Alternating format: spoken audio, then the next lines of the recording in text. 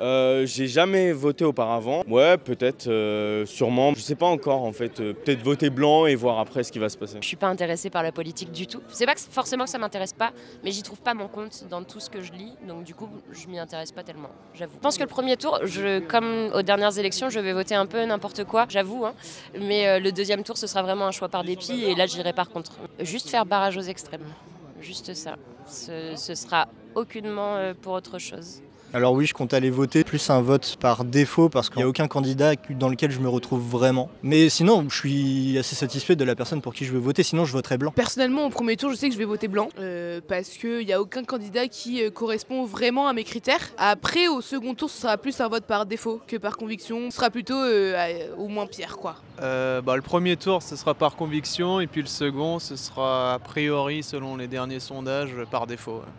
Non, moi je vais pas y aller. Je m'intéresse pas, donc du coup je vais pas me permettre d'aller voter. Ça m'intéresse pas, tout simplement. Et en fait je pense que ça changera rien. J'ai voté avant parce qu'on m'avait dit qu'il fallait aller voter et maintenant que j'ai le choix, je me dis que je m'en fous en fait. Enfin, je vois pas, il n'y a aucun intérêt dans ma vie quotidienne, que ce soit un tel ou un tel, ça sera pareil pour moi, donc je vois pas l'intérêt de la chose. Alors oui, je compte voter aussi. Le premier tour, c'est plus un vote par défaut. Après, au second tour, je pense que ce sera plus un vote par conviction. Soit en opposition avec les candidats possibles, on va dire. Donc je pense que c'est aussi important de voter contre la personne qu'on ne veut absolument pas. Bien sûr, ça sera effectivement un choix par défaut. Le choix va être dur, mais par défaut. Oui, et avec plaisir. Par conviction, après plutôt sur un choix stratégique au niveau d'un certain parti que j'aimerais faire avancer. Pourquoi j'ai jamais voté? Parce que je pense que à chaque fois qu'il y a quelqu'un qui se présente, il y a rien qui change. Personnellement, non. J'ai jamais voté.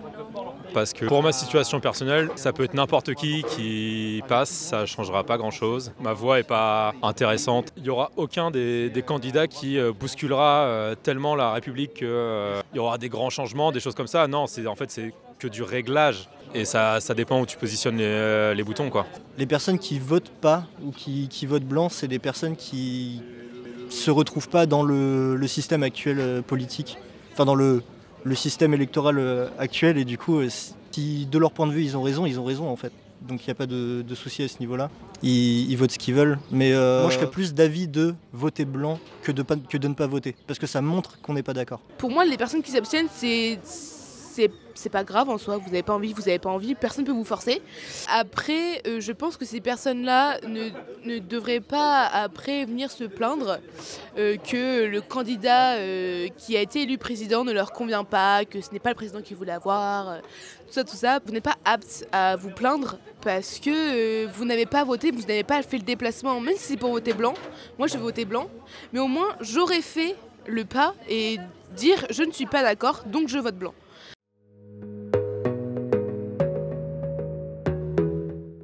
Clown, Gollum, journaliste, ignorant, extrémiste. Imposteur, polémiste, extrême droite, racisme, la descente aux enfers pour la France. Vichy. Citation, raciste refoulé, émigration, pas président. Nationaliste, irréaliste, misogyne, raciste et xénophobe. J'ai droit aux gros mots ou pas? Arriviste, raciste, colérique, tête à claque.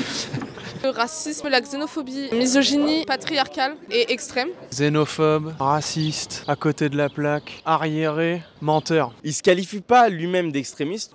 Alors si Monsieur Zemmour n'est pas un candidat d'extrême droite, qu'est-ce qu'il est ?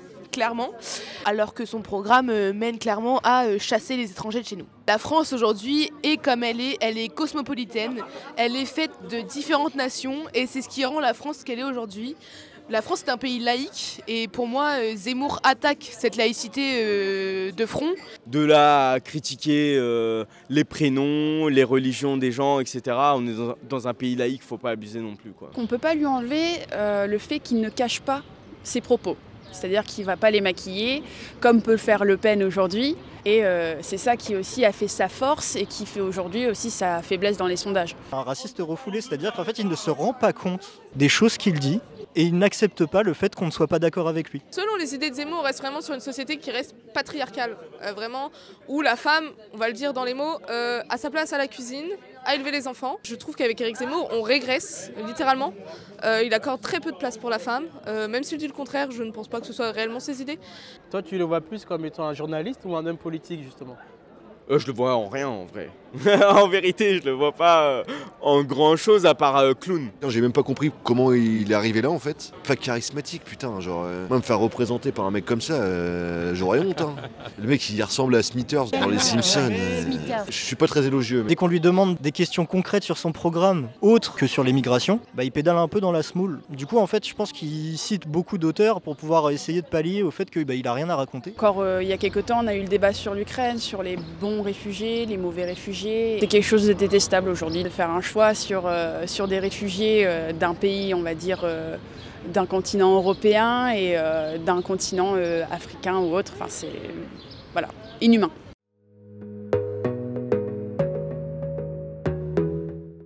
Espoir, alternative, extrême, sacré personnage aussi, divergent. Social. Je suis la République, étudiant, LGBTQ friendly, non charismatique. Communiste. Mais il ne l'est pas. Social, colérique, manque de charisme, pas représentant de la France. Chill, honnête, rêveur, socialiste et pas crédible. Du social, un rassemblement, humain, culture, le meilleur choix. Progressiste, anti-nucléaire, impulsif, de gauche, mais vraiment de gauche, orateur. Étudiant, personnage, gauche, extrême et camarade. Un très bon orateur, c'est quelqu'un qui a ce don-là. Je l'aime pas personnellement, enfin j'aime pas ce qu'il est, mais c'est un très bon orateur. Mélenchon est un personnage. Le nombre de fois où j'ai vu tourner des vidéos sur les réseaux sociaux, c'est une personne qui a des répliques assez marquantes. Mélenchon il est assez sanguin, il est assez sang chaud, je trouve, j'ai l'impression. Après ça fait un peu partie de lui et c'est un truc qu'on peut aimer, qu'on peut détester. Ça prouve qu'il est quand même bien investi dans la chose qu'il pense. Après ça veut pas dire qu'il a raison. Même s'il s'impose, pour moi il n'est pas charismatique. Il joue beaucoup de cette image de quelqu'un qui rentre dans les gens de façon, on va dire, spontanée, colérique, comme je le dis. Mais des fois je l'entends, que ce soit dans les médias, à la radio, que c'est le représentant du peuple. Non. C'est pas quelqu'un qui va représenter le peuple entier, entre guillemets. Mais ça, il joue beaucoup là-dessus et ça me dérange un peu. Il est à la cool, quoi. Il est à l'écoute de tout le monde. Et en termes humains, Mélenchon, il est progressiste. Il est pour que n'importe qui soit heureux comme il le veut. Mélenchon parle énormément des jeunes. Pour moi, il est LGBTQ+ friendly. Je pense que Mélenchon nous soutiendrait et nous aiderait à continuer les avancées sociales du côté de la communauté LGBT. Ouais, c'est le côté social. Je pense que c'est hyper important qu'on soit tous justement dans le social, dans l'humain. Pour moi, Mélenchon, ça représente vraiment l'entraide entre les personnes. Il est vraiment dans le soutien des jeunes, il prend en compte la cause étudiante. J'ai rarement entendu Mélenchon parler économie ou autre chose que le social et que tout ce qui est l'aide à la personne. Il n'y a aucun souci là-dessus. On veut aider les gens, mais il faut aussi savoir d'où vient l'argent pour aider les gens. C'est aussi important, je trouve. C'est bien, quoi, mais je sais pas si ça sera réalisable. C'est ça, en fait, le problème avec Mélenchon, je pense. Je pense pas que tout ce qu'il pense peut être réalisé. Je pense que c'est un peu une utopie.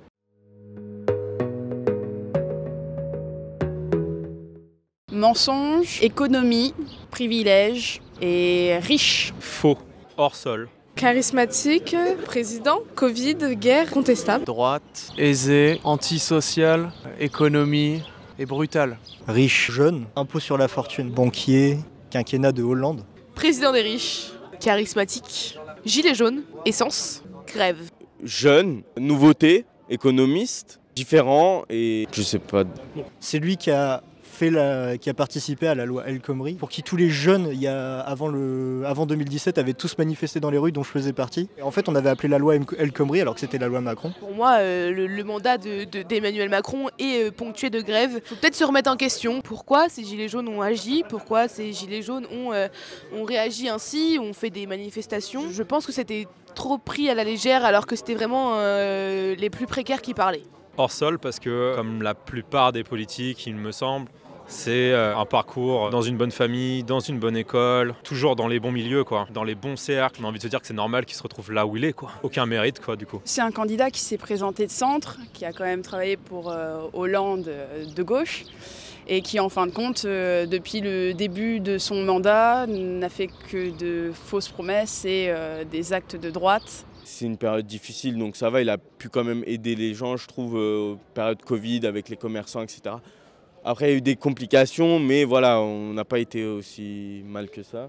Pour être honnête, je trouve que Macron est un président très charismatique, qui en impose, qui a une éloquence et qui sait imposer ses décisions face à d'autres représentants. Et je trouve qu'il porte plutôt bien ses idées et sa communication. Pendant son quinquennat, il a eu la crise du Covid. Honnêtement, il a dû vivre avec ça et imposer certaines réglementations qui ont été plutôt compliquées et plutôt contestées. Qu'un autre président aurait fait mieux, je ne sais pas. Après tout, c'est une situation à laquelle on n'était pas prête, qui est arrivée comme ça.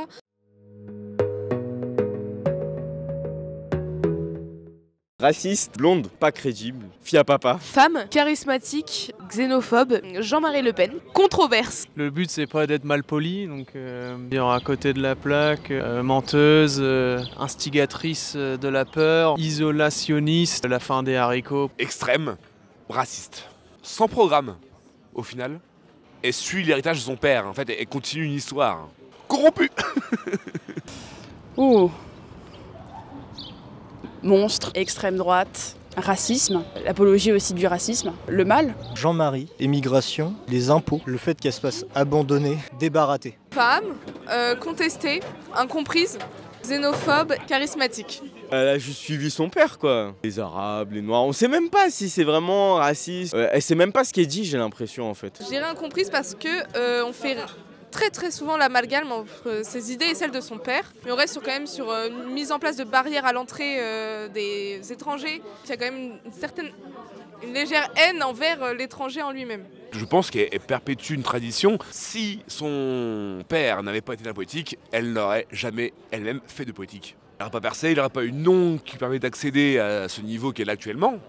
Pour moi, Jean-Marie Le Pen aujourd'hui se rapproche plus du candidat Zemmour que de sa fille lui-même. On peut être d'accord sur le fait que des fois, des petites idées sont un peu plus ouvertes que son père l'a été. Je peux l'admettre. Mais ça reste beaucoup trop pour moi. À chaque fois, j'ai l'impression que Marine Le Pen, il y a quelqu'un de son bord qui l'abandonne pour Zemmour. En fait, Marine Le Pen n'était pas assez extrémiste pour eux. Et ce qui est très dur à entendre en ce moment, c'est qu'elle passe pour quelqu'un de très soft à côté de lui et que pour elle, c'est du pain béni, quoi. Et qu'elle en profite. Je l'admets que en 2017, franchement, je voulais pas Macron parce que j'en avais rien à faire de lui. Il sortait de nulle part. Pas pour Marine Le Pen, en fait j'étais pour d'autres candidats, mais en fait au second tour, on n'avait pas trop le choix. Et je me suis dit, Marine Le Pen, elle me paraît moins pire que Macron. Mais en vrai, j'en savais rien. Tu sais, en 2017, donc j'étais vachement moins mature à ce niveau-là. Du coup, j'étais plus pour Marine Le Pen. Et elle a fait un débat monstrueux et j'ai fait, bah non en fait.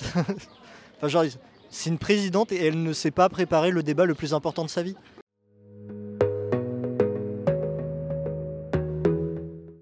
Il n'y a pas que ça, mais un bon président doit avoir un excellent charisme et pouvoir s'imposer. Le problème avec les élections, c'est qu'on cherche en un candidat du charisme. On mélange en fait le charisme d'une personne à ses idées. J'essaye de faire en sorte de le prendre en compte à un minimum.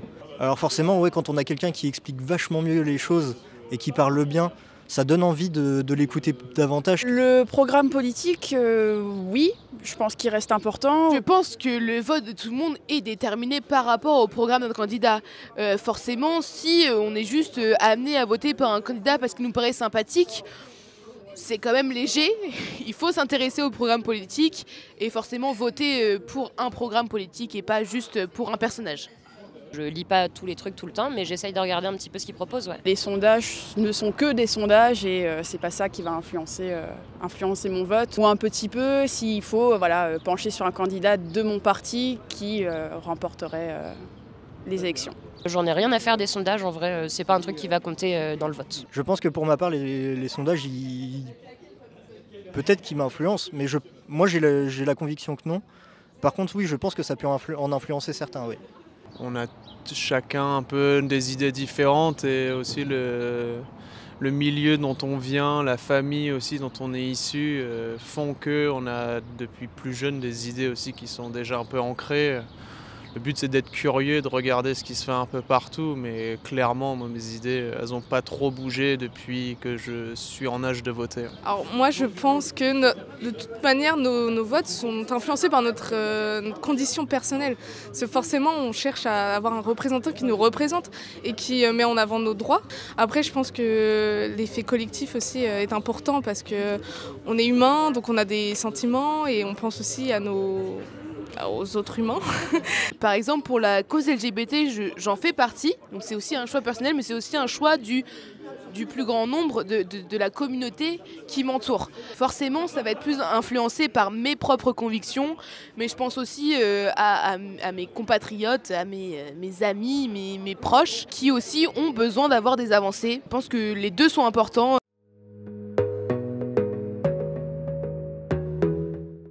Moi, ce qui me préoccupe le plus pour le moment, c'est la cause étudiante. Je connais beaucoup d'étudiants qui ont des difficultés à finir le mois. Pendant le Covid, il y a eu un taux de dépression et de suicide malheureusement élevé. Et moi, personnellement, j'ai fait une dépression quasiment parce que j'ai été submergée par ce qui m'arrivait et par le peu de considération qu'on m'accordait. L'éducation, ça c'est important. Très très important. Tout ce qui est en rapport avec la justice, les droits, etc. Ça c'est super important. Les salaires, le SMIC, la retraite, c'est des choses importantes. Ça intéresse tout le monde. Donc pour moi, priorité à l'écologie, priorité à l'environnement, priorité à ce qui était là avant nous et qui restera là après nous. Il faut arrêter de faire en sorte que la planète ce soit juste un garde-manger géant juste pour nous en fait. Oui, certes, c'est bien que les gens comme nous, les citoyens, fassent des efforts, mais je pense que ce n'est pas nous qui polluons le plus et que c'est vraiment les gros industriels qui eux, continuent d'avoir tous les droits. Et je pense qu'aujourd'hui, les gros industriels doivent payer pour tout ce qu'ils font. Si demain, on veut que tout le monde mange à sa faim, on peut le faire. On peut le faire, mais on ne le fait pas, parce que tout est soumis à l'argent.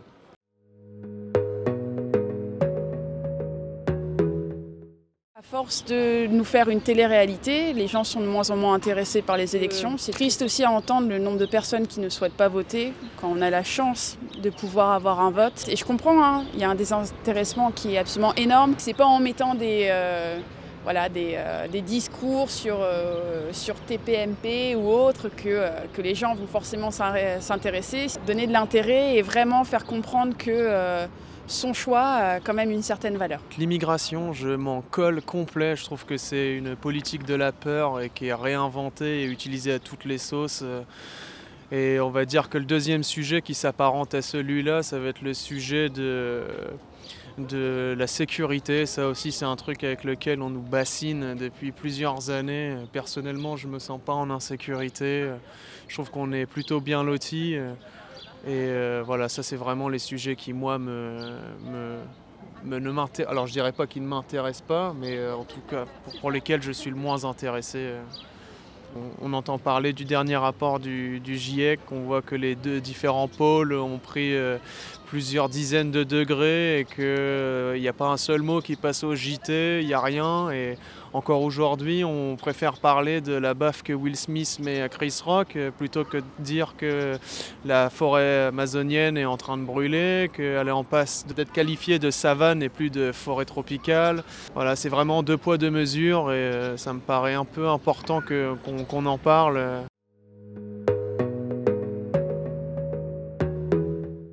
Franchement, j'espère que Mélenchon il sera au deuxième tour, mais s'il y arrive, ce sera vraiment une surprise pour moi parce qu'à chaque fois, ça lui passe sous le nez. À chaque fois, il est très haut dans les sondages juste avant l'élection. À chaque fois, il a des débats de ouf.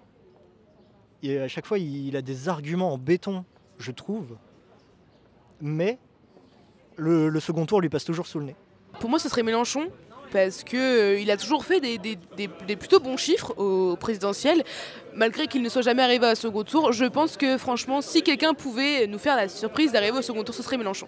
Je dirais, ouais, peut-être Mélenchon, c'est lui qui a l'air d'être l'outsider pour le moment et qui reprend des points petit à petit et qui, pourquoi pas, peut se positionner comme le candidat de gauche et l'alternative à peu près crédible face à Macron au second tour. Soit Zemmour, soit Mélenchon. Le gouvernement actuel n'a pas plu et donc on se raccroche à des idées vraiment plus extrêmes et qui vont peut-être changer les choses. Ah, pourquoi je ne m'explique pas que Mélenchon, il n'est pas encore été au second tour.